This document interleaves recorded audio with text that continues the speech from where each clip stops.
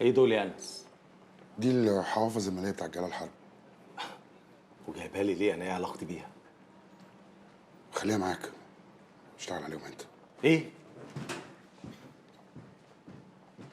وانا ايه علاقتي بالشغل ده؟ ده شغلي ولا شغلك؟ ده كان زمان.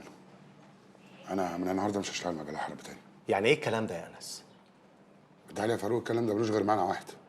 انا مش هشتغل مع جلال الحرب تاني. ايوه، انت ازاي تاخد قرار كبير زي ده كده فجأة؟ كبير صغير اهو تاخده خلاص. طيب اهدى كده، اهدى وروق كده وصلي على النبي. بص، انا مش عايز اضايقك اكتر ما انت متضايق، بس المواضيع ما بتتاخدش قفش كده يا انس. طيب، هو الموضوع ده له علاقة من بعيد او من قريب بنجوى؟ كنت حاسس. طيب ايه اللي جد في موضوع نجوى؟ بس عايز افهم. اللي جد ان الهانم عايزه تتجوز جلال الحرب. ايه؟ شفت انت عملت ايه؟ متوقع انا بقى اخد الموضوع ازاي؟ انا معاك ان هو خبر يربك ومفاجأة، بس برضه لازم تفكر بهدوء. ايه اللي جد يعني عشان ده يحصل ويتجوزوا؟ هو انا من حقي ان انا اسال واناقش موضوع زي كده؟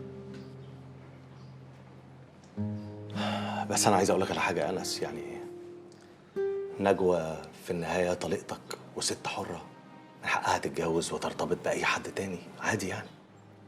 انت عارف كويس قوي ان جلال الحرب مش اي حد. ما هو عشان جلال حرب مش اي حد لازم تفرق ما بين الشغل معاه واي حاجه تانية يا انس. بتقول ايه يا فاروق؟ اسمعني بس يا انس. اسمع ايه يا فاروق؟ بقول لك هيتجوزوا. ما يتجوزوا يا اخي، هي لو كانت هتتجوز حد تاني كنت هتعمل كده؟ ما عشان جلال الحرب مش حد تاني انا لازم اسيبه. انا مش هينفع اشتغل معاه بالوضع الجديد ده. يا انس افهم، افهم.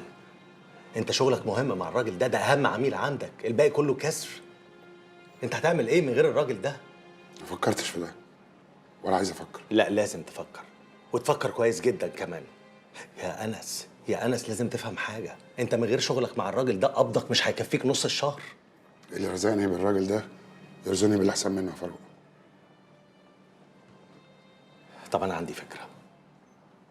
انا عايزك تهدى كده، واحنا داخلين على ويك اند، تفكر بهدوء وبعقل ونشوف هنعمل ايه، وانا هعتبر انك ما خدتش قرار بالكلام ده. ممكن؟ انت بتحاول فيها يا فاروق. انا خلاص خدت القرار ومش هرجع فيه تاني.